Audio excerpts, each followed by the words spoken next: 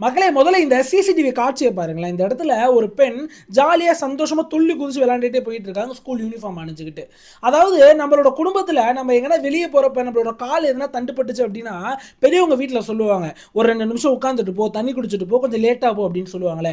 அதே மாதிரி அந்த இடத்துல இந்த பெண்ணுக்கு இந்த இடத்துல துள்ளி குதிச்சு போறப்ப ஷூல என்னமோ ஒரு பிரச்சனை வருது. அந்த ஷூவை ரெடி பண்றதுக்காக ஏதோ ட்ரை பண்ணிட்டு இருக்காங்க. அங்க ஒரு ஒரு கொஞ்ச நேரம் ஆகுது. அதுக்கப்புறம் அந்த ஷூவை ஃபுல்லா ரெடி பண்ணிட்டு அந்த ஒரு தாள் தண்டுப்பட்டது கூட ஒரு நினைப்பில் இல்லாமல் அவங்க பாட்டுக்கு நடந்து போயிடுறாங்க. இந்த பொண்ணு போனவங்க ரிட்டர்ன் வீட்டுக்கு வரவே இல்லைங்க. அது மட்டும் இல்லாமல் இந்த பொண்ணுக்கு என்ன நடந்துச்சு அப்படின்றத கேட்டால் உண்மையிலே எல்லாரோட கண்கள்லையும் கண்ணீர் வரும். ரெண்டாவது விஷயம் என்ன அப்படின்னா, ஒரு கவர்மெண்ட்டே இந்த கேஸை மறைக்க பார்த்தாங்க. இன்னொரு விஷயம், போலீஸ்ல இன்வெஸ்டிகேஷன் பண்ணையே யாருமே முன் வரல. ஏன் எதுக்கு அப்படின்றத எல்லாத்தையும் நீங்க தெரிஞ்சுக்க இந்த ஒரு கதையை முழுசா கேளுங்க. இந்த பொண்ணோட பேரு பிரப்ளின். இவங்களுக்கு 13 வயசு ஆகுது. இவங்க 8th ஸ்டாண்டர்ட் படிக்கிறாங்க. இவங்களோட அம்மா பேரு மஞ்சித். இவங்களுக்கு அப்பா கிடையாது. இவங்க வீட்டில் 3 பேர் தான். பிரப்ளின், பிரப்ளினோட அம்மா, அதுக்கப்புறம் பிரப்ளினோட அண்ணன். இவங்க 3 பேரும் சந்தோஷமா வாழ்ந்துகிட்டு இருக்காங்கன்னே சொல்லலாம். ஒரு நாள் கரெக்டா நவம்பர் 22ஆம் தேதி சாயங்காலம் போல அவங்க அம்மா என்ன சொல்றாங்க பிரப்ளின்ட்ட, நான் மார்க்கெட் வரையும் போயிட்டு வந்துடுறேன், அண்ணன் அழைச்சிட்டு நீ சேஃபா இரு அப்படின்னு சொல்றாங்க. பிரப்ளின் என்ன சொல்ற, சரிம்மா நான் ஃப்ரெண்ட் அழைச்சிட்டு வந்து நம்ம வீட்டில் விளையாடுறேன் அப்படின்னு சொல்றாங்க. சரி அழைச்சிட்டு வந்துக்கோன்னு சொல்லிட்டு இந்த சைடு இவங்க மார்க்கெட்டு போறாங்க. இந்த சைடு பிரப்ளின் தன்னோட ஃப்ரெண்ட் அழைக்க போறா. பிரபீனோட ஃப்ரெண்டோட வீடு ஒரு 2-3 வீடு தள்ளி தாங்க இருக்கு. நீங்க இந்த சிசிடிவியில காட்சியில பார்க்கலாம். இது அழைக்க போறதுக்கு நடந்து போனதுதான். அப்ப அவ்வளவு சந்தோஷமா ஃப்ரெண்டோட விளையாட போறோமே அப்படின்னு துள்ளி குதிச்சுட்டு போறாங்க இல்லையா, அந்த ஒரு மழலை தன்மையோட. அப்படி போறப்பதான் அந்த ஷூலாம் கொஞ்சம் தண்டுப்படுது. அந்த ஷூலாம் அரேஞ்ச் பண்ணிட்டு கரெக்டா வீட்டுக்குள்ள போறாங்க.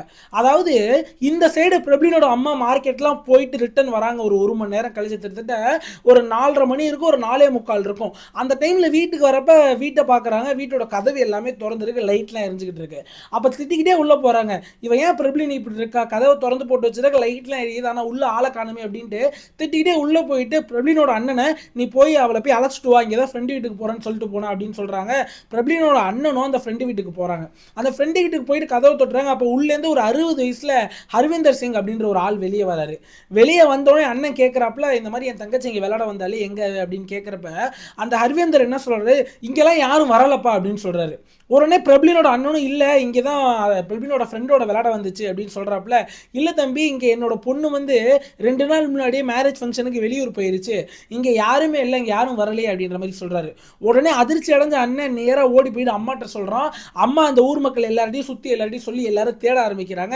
பிரபலினை காணாங்க. ஒரு மணி 5 ஆயிருச்சுன்னு சொல்லலாம். உடனே சிசிடிவில செக் பண்ணிக்கிட்டு இந்த சைடு போலீஸ் ஸ்டேஷன்ல கம்ப்ளைண்ட் கொடுக்குறாங்க. போலீஸும் வந்து அங்க உள்ள சிசிடிவிலாம் செக் பண்றாங்க. அப்ப அந்த 4 மணிக்கு பிரப்ளின் இந்த ஹர்விந்தர் சிங் வீட்டுக்குள்ள போனதுக்கான ஒரு சிசிடிவி ரெக்கார்ட் கிடைக்குது. அதுக்கப்புறம் ஒரு மணி நேரம் ஓட்டி பார்க்குறாங்க. பிரப்ளின் அந்த வீட்டுக்குள்ளேருந்து வெளியில வந்ததுக்கான ரெக்கார்டு எதுவுமே கிடைக்கலங்க. இந்த இடத்துல போலீஸ் இன்வெஸ்டிகேஷன் பண்ணதுல ஆரம்ப இன்வெஸ்டிகேஷன்ல போலீஸ் ஒரு மாதிரி தவறான வார்த்தைகள் யூஸ் பண்ணிட்டே இருக்காங்க. யார் மேல அப்படின்னா அந்த 13 வயசு குழந்தை மேல. இந்த குழந்தையோட கேரக்டரை பத்தி தப்பாவே பெத்த அம்மாட்டே பேசிக்கிட்டு இருக்காங்க. அதுவே இன்னும் இவங்களுக்கு வந்து மன உளைச்சல் உண்டாக்குனே சொல்லலாம். உடனே எங்க ஊர் மக்கள் எல்லாமே, சார் இந்த சிசிடிவி ரெக்கார்ட்ல கடைசியா அந்த ஹர்விந்தர் சிங் வீட்டுக்குள்ள போன மாதிரி தானே இருக்கு, அந்த வீட்டுக்குள்ள போய் செக் பண்ணலாம் அப்படின்னு சொல்றப்பயே போலீஸ் ரொம்ப அலக்கழிச்சுக்கிட்டே இருக்காங்க. ஏன்னு யாருக்குமே தெரியல. உடனே சுத்தி உள்ள மக்கள் பிரஷர் பண்ணவும் போலீஸ் ஒரு ஃபார்மலான செக்கிங் பண்ணலாம் அப்படின்ட்டு அந்த ஹர்விந்தர் சிங்கோட வீட்டுக்குள்ள போறாங்க. அவனுமே வாங்க அப்படின்னு சொல்றான். வீட்டுக்குள்ள போயிட்டு எல்லா ரூமுமே செக் பண்றாங்க, கபோர்ட்லாம் செக் பண்றாங்க. இந்த செக் பண்றப்பயுமே 2 போலீஸ் ஆபீசர்ஸ் அவனோட வீட்டுக்குள்ள சோஃபால உட்காந்து டீ குடிச்சதும் சொல்றாங்க. செக் பண்ணிட்டு வெளியில வந்த போலீஸ் ஊர் மக்கள்கிட்ட சொல்றாங்க, வீட்டுக்குள்ள எந்த ஒரு பெண் யாருமே இல்லை, அவர் சொல்றது உண்மைன்னு சொல்லிட்டு அவங்க வெயிட் பண்ணுங்க, நாங்க தேடி கண்டுபிடிச்சு எதனா தகவல் இருந்தா தெரிவிக்கிறோம் அப்படின்ட்டு போலீஸ் அந்த இடத்துல இருந்து கிளம்பிட்டாங்க.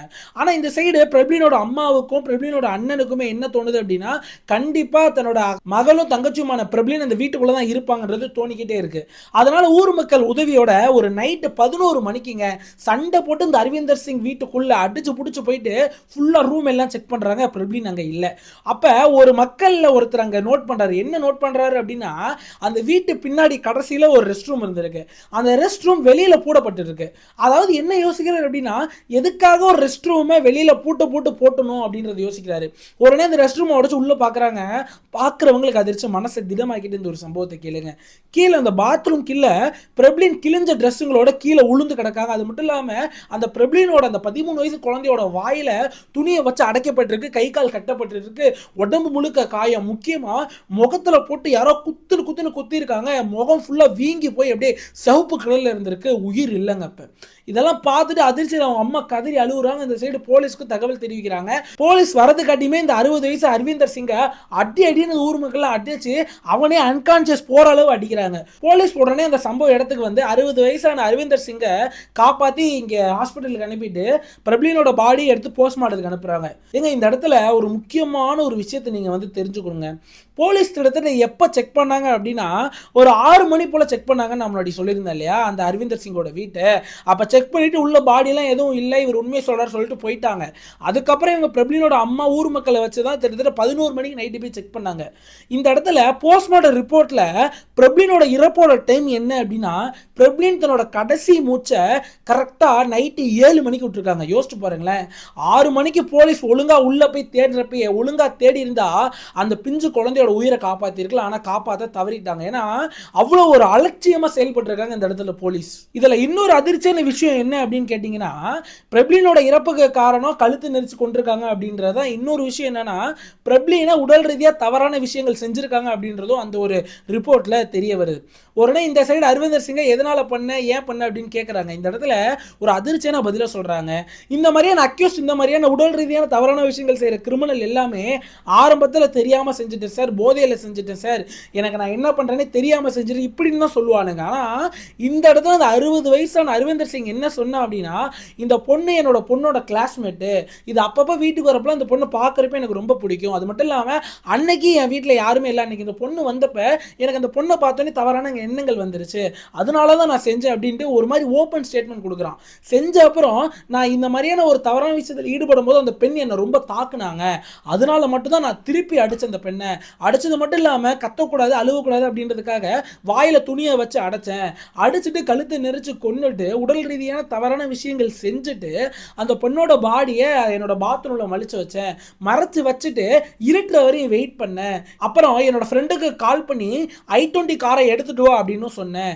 இருட்டின அப்புறம் அந்த கார்ல ஒரு சாக்கு முட்டையில இந்த பெண்ணோட பாடியை வச்சு எங்கன்னா போய் டிஸ்போஸ் பண்ணிடலாம் அப்படின்னு ஐடியால இருந்தேன். அதுக்குள்ள நீங்க எல்லாம் கண்டுபிடிச்சிட்டீங்க சார் அப்படின்ற மாதிரி சொல்லியிருக்கான். இந்த இடத்துல உடனே இந்த child protection commission, woman commission எல்லாத்துக்குமே இந்த பிரபலினோட அம்மா போயிட்டு கேஸ் கொடுக்குறாங்க. யார் மேல அப்படின்னா அந்த போலீஸ் ஆஃபீஸர்ஸ் மேல. அப்ப அந்த போலீஸ் ஆஃபீஸர்ஸ் பிரபலினோட அம்மா வீட்டுக்கு வந்து அவ்வளவு மிரட்டி இருக்காங்க. இந்த பாரு, ஒழுங்கு மரியாதை கொடுத்த கேஸை வாபஸ் வாங்கிடு, வாபஸ் வாங்கலனா ரொம்ப சிவியரான விஷயங்களை நீ ஃபேஸ் பண்ண நேரிடும் அப்படின்னு மிரட்டிட்டு போயிருக்காங்க. ஆல்ரெடி பெத்த பிள்ளையை இழந்துட்டோம் அப்படின்ற தவிப்புல இருக்க அம்மாவை இந்த மாதிரியும் செஞ்சிருக்கானுங்க. உடனே அந்த ஒரு கவர்மெண்ட் இந்த போலீஸ் ஆஃபீஸர்ஸ் எல்லாரையுமே சஸ்பெண்ட் பண்றாங்க.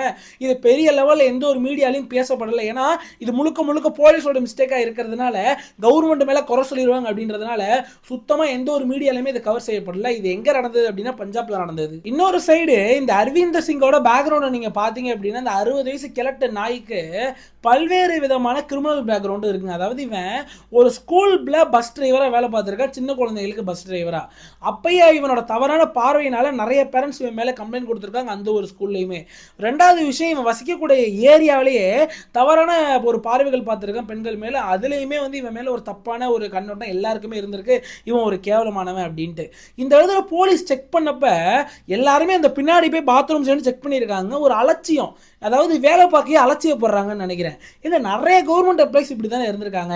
அங்க உள்ள ஊர் மக்கள் எல்லாம் கேட்குற ஒரே கேள்விதான், ஏன்டா ஒரு சின்ன விஷயம், ஒரு பாத்ரூமை எதுக்காக வெளியில லாக் போட்டிருக்கான்னு கூட உங்களால யோசிக்க முடியாது, உங்களால சந்தேகம் முடியாது, அப்படி இருந்தாலும் நீங்க எல்லாம் போலீஸ் அப்படின்ற மாதிரி ஊர் மக்கள் எல்லாருமே கேள்வி எழுப்பியிருக்காங்க. ஏங்க இப்ப இந்த ஒரு சம்பவத்துல நம்ம என்ன புரிஞ்சுக்கணும் அப்படின்னா, நம்ம எவ்வளவுதான் நல்லவங்களா இருந்தாலும் சரிங்க, இந்த மாதிரியான பிரெடேட்டர்ஸ் நம்ம கூட வாழ்ந்துகிட்டு இருக்காங்க அப்படின்றது ஒரு நிதர்சனமான உண்மையே. அதனால உங்க வீட்டில் பெண் குழந்தைகள் இருந்தாலும் சரி, நீங்க ஒரு பெண் குழந்தைகளுக்கு தாய்மாராவோ இல்லை தந்தைமாராவோ இருந்தாலும் சரி, தயவு செஞ்சு சொல்றேன், பாதுகாப்பாக பார்த்துக்க வேண்டியது உங்களோட கடமை மட்டும்தான். நீங்க ஊரை குறை சொல்லி நம்ம எதுவுமே செய்ய போறது இல்லைங்க. ஏன்னா கேவலமான மிருகங்கள் வாழக்கூடிய சொசைட்டியில நம்மளோட ஒரு உடைமைகளை, நம்மளோட அன்பான பாசமான பிள்ளைகளை நம்ம தான் பார்த்துக்கணும். அதனால தயவு செஞ்சு இந்த மாதிரி பக்கத்து வீட்டுக்கு அனுப்புறது, தூரமாக அனுப்புறது, இதெல்லாம் அனுப்புறத தயவு செஞ்சு வச்சுக்காதீங்க.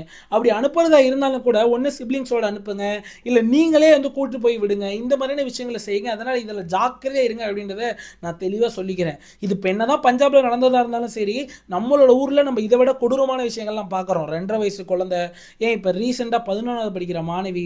அதனால தயவு செஞ்சு சொல்றாங்க, இது ரொம்ப மோசமாக போயிட்டு இருக்கு. இந்த 60 வயசு கிழட்டு நாய்க்கு கிட்டத்தட்ட 20 வருஷம் தண்டனை இப்போ கொடுத்துருக்காங்க. சத்தியமாக சொல்றாங்க, இதெல்லாம் எனக்கு பிடிக்கவே இல்லைங்க. இந்த 20 வருஷம் தண்டனால அவன் எதுக்காங்க அவன் வந்து ஜெயிலில் போயிட்டு வாழணும்? அவன் உயிரோட இருக்கே தகுதியற்றவங்க, ஒரு உயிரை கொண்டுட்டான்.